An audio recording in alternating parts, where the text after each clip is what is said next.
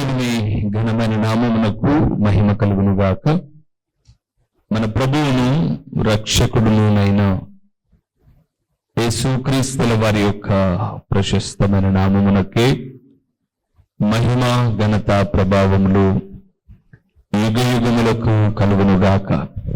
సర్వకృపానిధి దేవుడు ఆయన గొప్ప కనికరమును బట్టి ఈ శ్రేష్టమైన సమయములో ఈ రీతిగా మనము ధ్యానము చేస్తూ దేవుని ఆరాధన చేయటం అన్నది నిజముగా గొప్ప ధన్యత ప్రియులారా.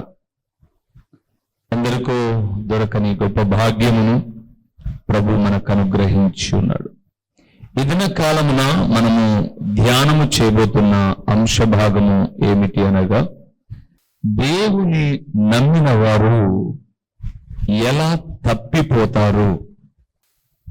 దేవుని నమ్ముకున్నవారు, మనం నమ్ముకున్నాం, ఇప్పటిదాకా దేవుని ఆరాధిస్తూ ఉన్నాం, మనమైనా తప్పిపోవచ్చు ఒకరోజు. ఎవరు తప్పిపోరు, అలాగే నిలిచి ఉంటారు అని చెప్పడానికి వీలు లేదు. బైబిల్ గ్రంథం సెలవిస్తుంది, తాను నిలుచున్నానని తలంచుకునేవాడు పడిపోకుండానట్లు జాగ్రత్తగా చూచుకోవాలి అన్నాడు. అయితే తప్పిపోయేది ఎలాగో తెలిసినా ఆయన తప్పిపోతాం. అయితే ఒక వాక్యాన్ని చూద్దామా? యోబు గ్రంథం 6వ అధ్యాయం 24వ వచనాన్ని ఒకసారి మనం ఉపదేశము చేయుడు, నాకు ఉపదేశము చేయుడి, నేను మౌనినై ఉండేదను, ఏ విషయం ముందు నేను తప్పిపోయాను. ఎవడండి ఈరోజు భూమి మీద ఇలాగ అడిగేవాడు? ఏ విషయమందు నేను తప్పిపోతినో అది నాకు తెలియచేయుడు, అది నాకు తెలియచేయుడి. నిజంగా నా సేవా జీవితంలో 26 సంవత్సరాలు పైబడి దేవుని సేవలో వెళ్తూ ఉన్నాను. ఎందరినో గద్దించాను, హెచ్చరించాను, మందలించాను, ప్రేమతో దేవుని వాక్యాలు ప్రకటిస్తూ వచ్చాను. సభలల్లో, సంఘాలలో, పరిచర్యలో, పల్లెల్లో, వీధుల్లో మా దగ్గరకు వచ్చి, అన్నా మా కుటుంబం పాడైపోయింది మా భర్త వల్ల, మా కుటుంబం పాడైపోయింది మా పిల్లల వల్ల, ప్రార్థన చేయండి. మేము అప్పుల్లో కూరుకుపోయాము, ఆలోచన లేకుండా ప్రార్థన చేయండి. మేము ఆత్మీయతలో వెనకబడిపోతున్నాం, ప్రార్థన చేయండి. పొలం కావాలి, ఇల్లు కావాలి, స్థలం కావాలి, వాహనం కావాలి, వస్తువు కావాలి, ప్రార్థన చేయండి. ఇలాంటి మాటలే 99% కూడా ఇవే విన్నాం, వీటికే జవాబు చెబుతూ వచ్చాం. కానీ ఇదిగో యోబు అంటాడు, నాకు ఉపదేశము చేయుడు, నేను మౌనినై ఉండెదను, ఏ విషయమందు నేను తప్పిపోతున్నో అది నాకు తెలియచేయండి. బహుశా అలాంటి వ్యక్తులు కరువైపోయిన రోజులు ప్రస్తుతం. అయితే ఈ మాటను యోబు మాట్లాడుతున్నప్పుడు చాలా తప్పిపోయానేమో, చెప్పండి నాకు, అదే ఉపదేశం చేయండి నాకు, నేను సరి చేసుకుంటా. ప్రభునందు ప్రియమైన వారలారా, మానవ జీవితంలో ఎప్పుడో ఒకసారి ఎంత దేవుని నమ్మి విశ్వాసమందు ఎంత స్థిరంగా బలంగా ఉన్నా, ఏదో ఒక కారణానికో, ఏదో ఒక బలహీనతకో, సేవకుల మీదనో, మందిరము మీదనో, దైవ వాక్యము మీదనో మనస్సులో కలత చెందే రోజులు ప్రస్తుత దినాలు. అన్ని మనకు అనుకూలంగా మనం కోరుకున్నట్లుగా ఉంటే దేవుడు మంచివాడే, దేవుని సేవకులు మంచివారే, దైవవాక్యం మరీ మంచిది. ఈ కొంచెం అననుకూలత ఏర్పడినా, ఒకవేళ దేవుడు మంచివాడవచ్చు, దేవుని సేవకులు చెడ్డవారు, సంఘము చెడ్డది, ఎందుకు అంత బాధపడుతున్నావు? ఈ సంఘం కాకపోతే ఇంకా సంఘాలే లేవా? ఎన్నో మాటలు. తమ తప్పిదాన్ని సరిదిద్దుకోవాల్సిన మనిషి, మానవుడు, దేవుని నమ్మిన వారు తమ తప్పిదాలను కప్పిపుచ్చుకొని మా తప్పిదము తప్పు అని చెప్పకూడదు అనే రోజుల్లో మనం ఉన్నాము అంటే యోబు రెండంతల ఆశీర్వాదం పొందడానికి ఎన్నో కారణాలు ఉన్నాయి. ఇది ఒక బలమైన కారణం. నేను ఎక్కడ తప్పిపోయానో నాకు ఉపదేశం చేయండి. ఈ మాటలన్నీ యోబునే మాట్లాడతాడు. 6వ అధ్యాయం మీరు మొదటి వచనం చూస్తే యోబు దానికి ఇట్లని ప్రత్యుత్తరం ఇచ్చాను.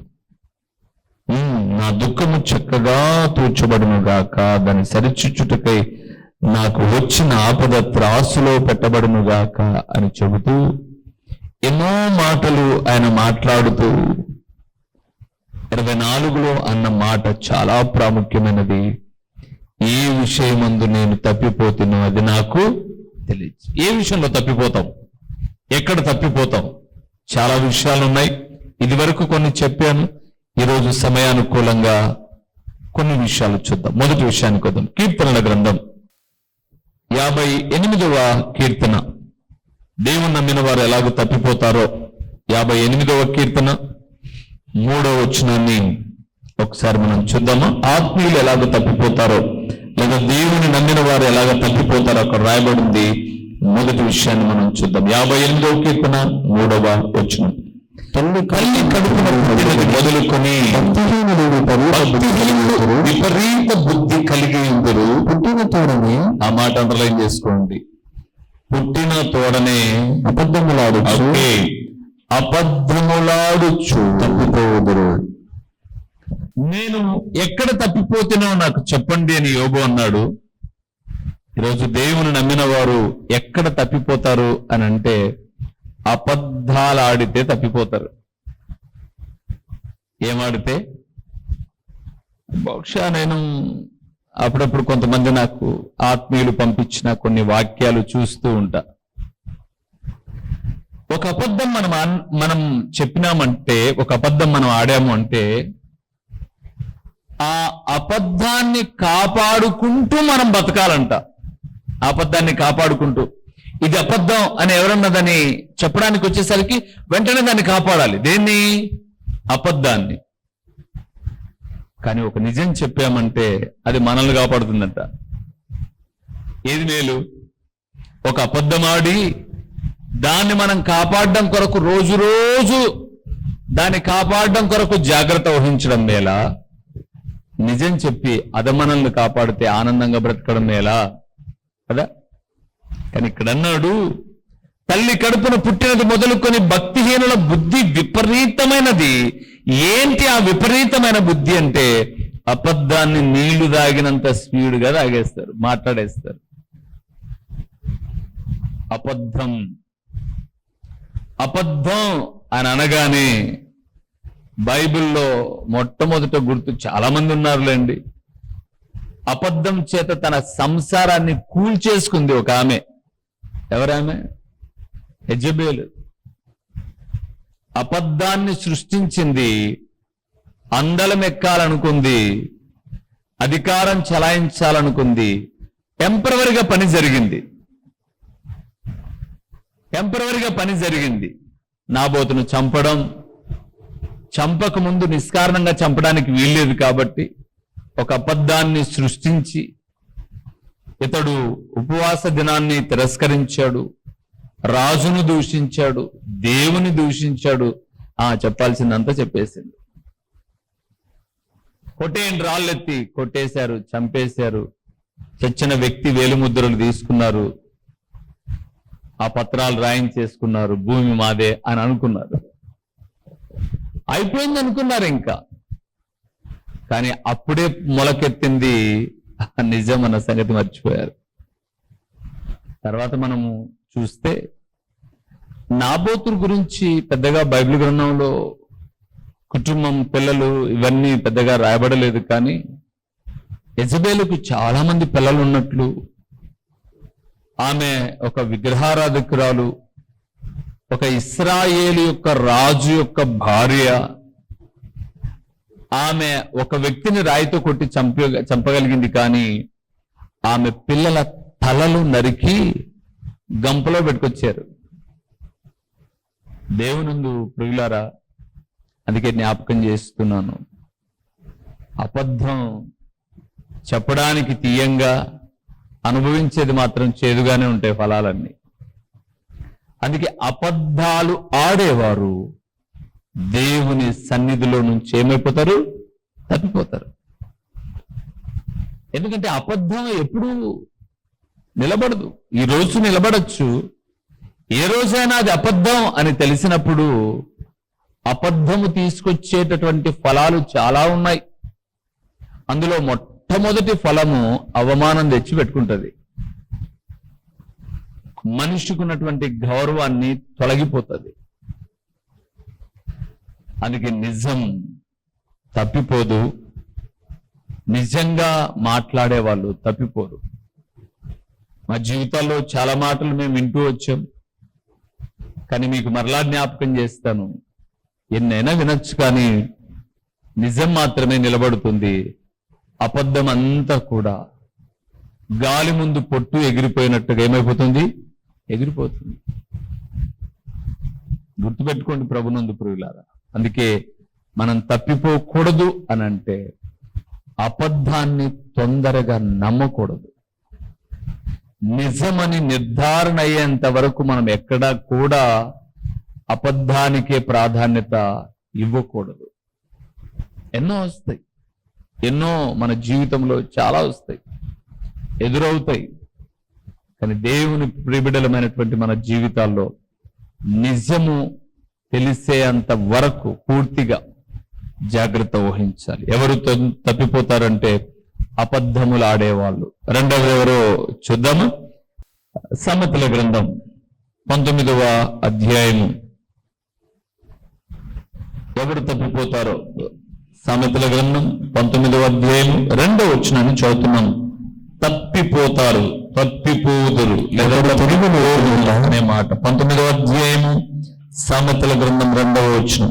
ఒకడు తెలివి లేకుండుట మంచిది కాదు, ఒకడు తెలివి లేకుండుట మంచిది కాదు, తొందరపడి నడుచువాడు తొందరపడి నడుచువాడు దారి తప్పిపోయాను. అది రెండవది. దేవుని నమ్మిన వారు ఎలా తప్పిపోతారు అంటే, మొదటిది అబద్ధములాడి తప్పిపోతారు, రెండవది తొందరపాటు వలన తప్పిపోతారు. దేని వలన? తొందరపాటు. కొంతమందికి చాలా తొందర, ఆ తొందర చాలా ప్రమాదాన్ని తెచ్చిపెడుతుంది. ఒకసారి నేను ఒక చిన్న స్టోరీ చదివాను. నేను ఒక సీతాకోక చిలుక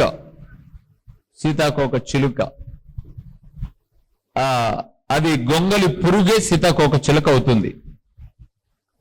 ఒక వ్యక్తి దాన్ని పరీక్ష చేస్తుంటే 2 గొంగలి పురుగులు ఒక చోట ఉన్నాయి. అది ఒక్కొక్కటిగా, అంటే తల కొంచెం కొంచెం కొంచెం కొంచెం కొంచెం ఆ యొక్క గొంగలి పురుగు యొక్క రూపం మార్చుకోవడానికి ఆ పొట్టలో నుంచి ఒక్కొక్క భాగం బయటికి వస్తుంటే ఈయన బాగా పరీక్షిస్తూ ఉన్నాడు. ఎట్టకేలకు అది ఆ గొంగలి పురుగు ఆ యొక్క రూపాన్ని బయటికి వచ్చేసిన తర్వాత ఒక్కసారిగా అది ఎగరగానే అందమైన సీతాకోక చిలుక అయింది. రెండో దాని వైపు చూశాడు, అది కూడా మెల్లగా ఆ పొట్టలో నుంచి బయటికి వస్తా ఉంది. ఇతను అనుకున్నాడు, ఇది ఇంతసేపు బయటికి రావడానికి నేను చూశాను, దీనికి మనం హెల్ప్ చేద్దాం, ఆ భాగాన్ని కొంచెం కోసేద్దాం, ఇంకా తొందరగా బయటకు వచ్చేస్తుంది అని అనుకొని అది ఎక్కడ ఇబ్బంది పడుతూ మెల్లగా అది ఆ పురుగు చీల్చుకొని వస్తూ ఉందో అక్కడ కొంచెం తెంపు పెట్టాడు, బయటకు వస్తుందని. సీతాకోక చిలుక రాలే, ఆ పురుగు అక్కడే చచ్చి ఉరుకుంది. దేవుని ప్రియబిడ్డలారా, తొందరపాటు చాలా చాలా నష్టాలు తీసుకొస్తుంది. అందుకే తొందరపాటు వలన సంసార జీవితాలు, ఆత్మీయ జీవితాలు, స్నేహాలు, బంధాలు, బంధుత్వాలు కొలాప్స్, పాడైపోతాయి. బైబిల్ గ్రంథం సెలవిచ్చింది, ప్రసంగి అనబడే భక్తుడు అన్నాడు, ఓర్పు గొప్ప ద్రోహ కార్యములు జరగకుండా ఆపుతుందంట. కానీ మనకు తొందర ఎక్కువ. ఈరోజు ప్రస్తుతం మనం చూస్తున్నప్పుడు స్త్రీలు ప్రసవించే సమయము ఆసన్నమైన తర్వాత వైద్యులు చెప్పే విషయం ఏంటంటే, ఈ రాత్రి చూద్దాం, రేపు చూద్దాం, సాధ్యమైనంత వరకు మేము నార్మల్ డెలివరీ చేద్దాం అని ఎవరైనా మంచి వైద్యులు చెబితే వీళ్ళు ఆ నొప్పులు భరించలేక తెంపే విరికిన అమ్మాయి ఇలాగా తెంపడం వల్ల మనని శరీరం చాలా బలహీనపడుతుంది. బలహీనపడేది తర్వాత విషయం. ఈ నొప్పులు నేను భరించలేకుండా, నాకు తెలిసిన పిల్లలు అలాగా, నాకు తెలిసిన పిల్లలు, మా కళ్ళ ముందు పుట్టి పెరిగిన పిల్లలు మేము చాలా మందిని చూసాం. వాళ్ళు, మమ్మీ నేను చచ్చిపోతా, దీనికన్నా నాకు ముందు సిజరీన్ చేసేయండి అలాగ అన్నటువంటి పిల్లలు ఈరోజు కూర్చున్నా లేచిన ఎన్ని తిప్పలో. నేను కొంతమంది స్త్రీలను చూస్తే 55-60 సంవత్సరాల వయసు ఉంటాయి, వాళ్ళు కూర్చుంటారు, కిందన టక్కన లేసేస్తారు. అంటే టక్కన లేసేస్తారు. వీళ్ళు 25-26 ఉంటాయి, కుర్చీ పట్టుకొని గోడ పట్టుకొని లేయాలంటే ఏమి అంత డెలికేట్ గా పెరిగిపోయిన, సున్నితంగా శుతిమెత్తగా. తొందరపాటు చాలా ప్రమాదం. తొందరపాటు వలన అక్కడ రాయబడిన మాట మనం చూస్తే 2వ వచనంలో ఉన్నాడు, తెలివి లేకుండా మంచిది కాదు, తొందరపడి నడుచువాడు దారి తప్పిపోతాడు. ఎవరైనా సరే దేవుని సన్నిధానాన్ని తప్పిపోయారు అని అంటే వాళ్ళు మొదటిది అబద్ధాన్ని మీదనా తమ కుటుంబాన్ని కట్టుకోవాలని చూసింటారు. ఆ అబద్ధం నిలవదు, అది బయటకు వచ్చినప్పుడు అది అబద్ధం అని తెలిసినప్పుడు తల ఎత్తుకోలేనప్పుడు తప్పిపోతారు. రెండవది తొందరపాటు వలన కూడా తప్పిపోతారు. కొన్ని మన దృష్టికి వచ్చినప్పుడు ఆయన ఇంకో విషయం కూడా జ్ఞాపకం చేస్తాను. కళ్ళతో చూసింది ప్రతిదీ కూడా నిజం కాకపోవచ్చు, కొన్నిసార్లు నిజం కాకపోవచ్చు. కానీ హృదయపూర్వకంగా నిజ నిర్ధారణ జరిగిన తర్వాత తొందరపాట్లు అనేది ఉండవు. అందుకే దేవుడు మాట్లాడుతున్నాడు, తొందరపాటు వలన తప్పిపోతాడు. మూడవది సామెతల గ్రంథం, అక్కడే 14వ అధ్యాయము, ఇక్కడ ఒక మాట రాయబడింది చూడండి, ఎలాగ తప్పిపోతారో. 22వ వచనాన్ని చూద్దాం. సామెతల గ్రంథము కీడు కల్పించేవారు 14వ అధ్యాయము 22వ వచనము. కీడు కల్పించేవారు తప్పిపోవుదురు. చాలు. మూడవది ప్రియులారా, ఎలాగ తప్పిపోతారట? కీడు కల్పించి, ఎవరికో కీడు జరగాలని, వాళ్ళ కుటుంబం ఇబ్బందుల పాలు కావాలని కీడు కల్పిస్తారన్నమాట. అలాంటి వాళ్ళు తొందరగా తప్పిపోతారు. బైబిల్ గ్రంథం సెలవిస్తున్నటువంటి మాట ఏంటంటే, సాధ్యమైతే, అంటే మీ చేతనైతే మేలు చేయండి, కీడు మాత్రం చేయమాకండి. ఒకవేళ కీడు చేయాల్సిన సమయం వస్తే మౌనంగా ఉండి పక్కకి వెళ్ళిపోండి, అది కూడా మేలు చేయడమే. కానీ కొంతమందికి కీడు చేయాలంటే పని కట్టుకొని ఆధార్ కార్డు జోలో పెట్టుకొని పోతారన్నమాట. ఎందుకంటే బస్సుకు టికెట్ లేదు కదా ఇప్పుడు. కీడు చేయడానికి పోయి అక్కడ చెప్పి, ఎందుకంటే ఫోన్లో క్లియర్గా చెప్పలేరేమో, లేకపోతే రికార్డెడ్ చేసుకుంటారేమో, కాబట్టి పోయి కూర్చొని, నీకు తెలుసు ఆ సంగతి అంతా, అసలు నాకు తెలిసినంతగా ఎవరికి న్యూస్ పేపర్లో కూడా తెలియదు, నాకే ఎక్కువగా తెలుసు, అది నీకు చెప్పనీకి వచ్చినా నువ్వు ఎవరు చెప్పకూడదు.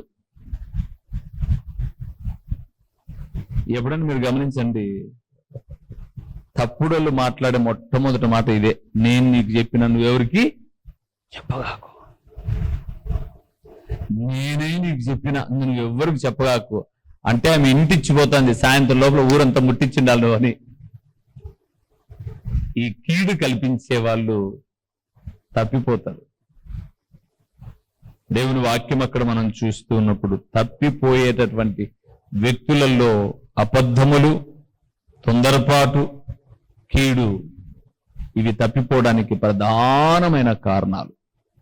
వీటితో పాటు అత్యంత ప్రధానమైన కారణం ఇంకొకటి ఉంది. యెషయా గ్రంథం 53వ అధ్యాయము 6వ వచనాన్ని చూద్దాం. 53 6వ వచనాలు. మనమందరము గొర్రెల వలె త్రోవ తప్పిపోతుంది. మనలో ప్రతి వాడును తనకిష్టమైన త్రోవకు తొలగిను. యెహోవా మనందరి దోషం అతని మీద మోపుకొనును. మూడవది ప్రియులారా, తమకిష్టమైన త్రోవకు పోయి తొలగిపోతారు. అక్కడ అన్నాడు, మనం అందరము గొర్రెల వలె త్రోవ తప్పిపోతిమి. ఎందుకు? ఈ గొర్రె తన ఇష్టం జరగాలని కోరుకుంది, అందుకే తప్పిపోయింది. అది అక్కడ రాశాడు 53:6లో. తనకిష్టమైన త్రోవకు తొలగిపోవడం వలనే ప్రతివాడు తొలగిపోతూ ఉన్నారు. ఎందుకయ్యా ఈరోజు దేవుని నమ్ముకొని తప్పిపోయారు అని అంటే, తమ ఇష్టము జరగనందుకు. తమ ఇష్టం జరిగితే తప్పిపోరు, తమ ఇష్టము జరగకపోతేనే. ఆ మధ్య నేను చెప్పాను కదండి, ఊరికి ఒక ప్రాంతంలో, ఇక్కడే పక్కనే ముదిగుబ్బ,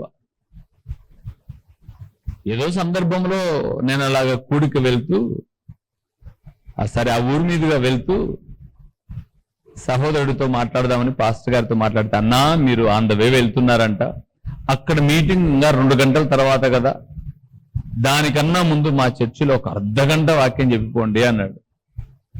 సరే, దేవుడు సువార్త ప్రకటించే అవకాశం వచ్చిందని చెప్పేసి పోయి చర్చిలోకి వెళ్ళి కూర్చున్నాను. అందరూ మైకులు తీసుకొని, పాస్టర్ గారు మైక్ తీసుకొని, పాస్టమ్మ గారు మైక్ తీసుకొని, వాళ్ళ అబ్బాయి కీబోర్డు వాయిస్తూ పాటలు పాడుతుంటే కూర్చొని అందరినీ ఇలా గమనిస్తూ ఉన్నాను.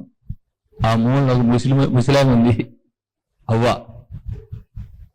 బాగా ఆకప్పుడే కడిగేసుకొని వచ్చినట్టుంది, నోట్లో ఎలా మూసి, ఇంకా అవేంటారు కట్టుబడి కూడా పాట పాడుతుంటే ఆ మైక్ మీద అప్పుడు ఒకటి తుంపొచ్చి రాలినట్టు రాలుతూ ఉంటాయి. మైక్ పట్టుకొని ఏం పడుతుందో తెలీదు, నోరు పైకి కిందికి కదులుతా ఉంది. ఆమె మైక్ చూసా నేను, పరిమళం మైక్ మాదిరి ఉంది, పెద్ద మైక్, అంటే జంపు వైరు. ఆ నుంచి మైక్ నుంచి వరిదాకా ఇట్లా పోతే యాంప్లిఫైర్ కనెక్షన్ లేదడా. అది ఎందుకన్నా కనెక్షన్ లేదు యాంప్లిఫైర్ కు, మైక్ ఏమైనా పని చేయదా, మర్చిపోయారా అన్నాను. మైక్ కదన్నా, కనెక్షన్ కాదన్నా, ఈనాడ పాట పడతాడన్నా ఆ కీబోర్డు మీద. ఎప్పుడన్నా మైక్ కనెక్షన్ లేదంటే ఆమెకు తెలిస్తే అన్నారు. అట్లా కూడా జరిగింది, సౌండ్ సిస్టమ్ లో నీ గొంతు గట్టిగా వినపడతాను, తగ్గించాను సౌండ్ అన్నారంట. అప్పుడు అనుకున్నాను నేను, తమకి ఇష్టమైన త్రోవలో ఉండి దేవుని తొలగిపోయేవారు వీళ్ళు. అంటే తమ ఇష్టాలు జరిగించుకుంటే తప్ప దేవుని సన్నిధికి చాలా మంది రారు. వాళ్ళు మంచి చేసినా చెడు చేసినా, చెడును చెడు అనకూడదు, మంచిని మంచి అనకూడదు.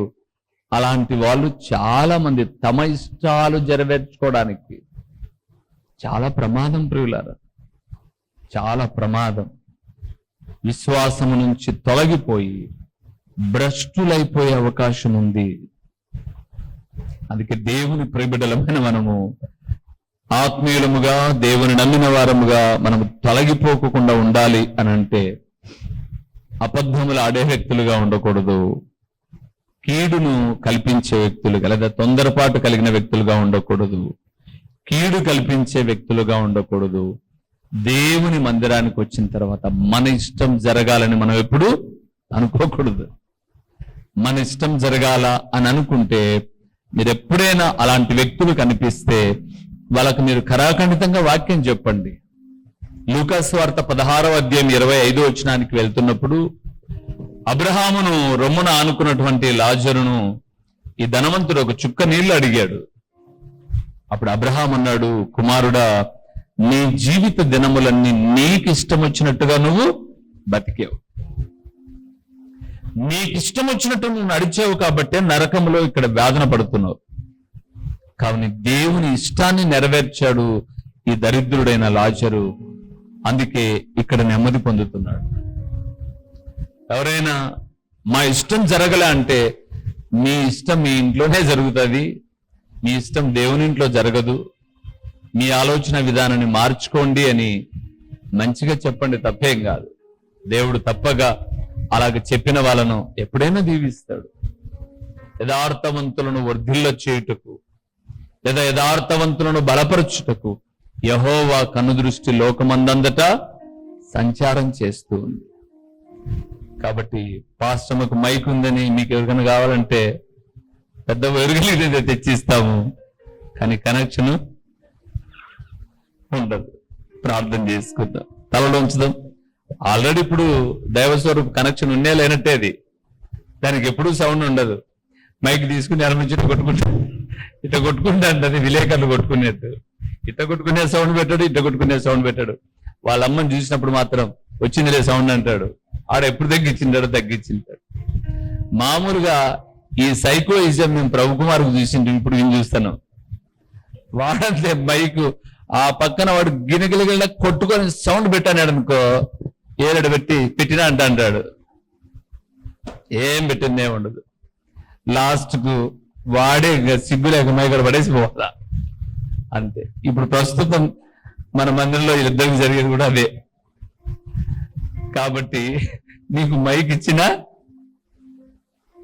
కనెక్షన్ లేని మైక్తో సంబంధమే. ప్రార్థన చేసుకుందాం, తలలు వంచి కళ్ళు మూసి.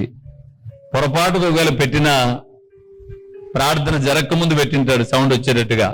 ప్రార్థన జరిగేటప్పుడు నా మైక్ నీ మైక్ సౌండ్ ఉండవు, అని ఒక్క మైక్కి సౌండ్ ఉంటాయి కదా. యేసు ప్రభువుని దీవించునుగాక. ప్రార్థన చేసుకుందాం. మహోన్నతుడైన దేవా, మహాగణుడైన పరలోకపు తండ్రి, మీ ఘనమైన నామమునకు స్తోత్రములు. నేను నమ్మిన బిడ్డలముగా ఎలాగ తప్పిపోతామో నీ లేఖన మాధుర్యతను మేము అనుభవిస్తూ ఉన్నప్పుడు ఒక అబద్ధం, దాన్ని నేను కాపాడుకుంటూ బ్రతకాలి. అదే నిజం, అది మమ్మల్ని కాపాడుతుంది. ఈ సత్యాలను మేము గ్రహించి అబద్ధికులముగా, తొందరపాటు కలిగిన వ్యక్తులముగా, కీడు కల్పించే వ్యక్తులముగా, మా ఇష్టాలు నెరవేరాలని కోరుకునే వ్యక్తులముగా కాక, ఆయన ఏదైనా మేము పొరపాటు చేసినప్పుడు మమ్మల్ని దైవావేశం వలన దైవ సేవకుడైన పెద్దలైన గద్దించినప్పుడు, యోబు గ్రంథం 6:24 యోబు అడిగినట్లు, నేను ఏ విషయం ముందు తప్పిపోతునో నాకు తెలియచేయుడి, సదుపదేశము చేయండి, గద్దించండి, నేను సరి చేసుకుంటాను అని చెప్పగలిగిన స్థితిలో ఓ తండ్రి, ఈ వాక్యమైన బిడ్డలు ప్రకటించిన ఈ దీన సేవకుడు నిలిచి ఉండినట్లు మీరు కృప చూపండి.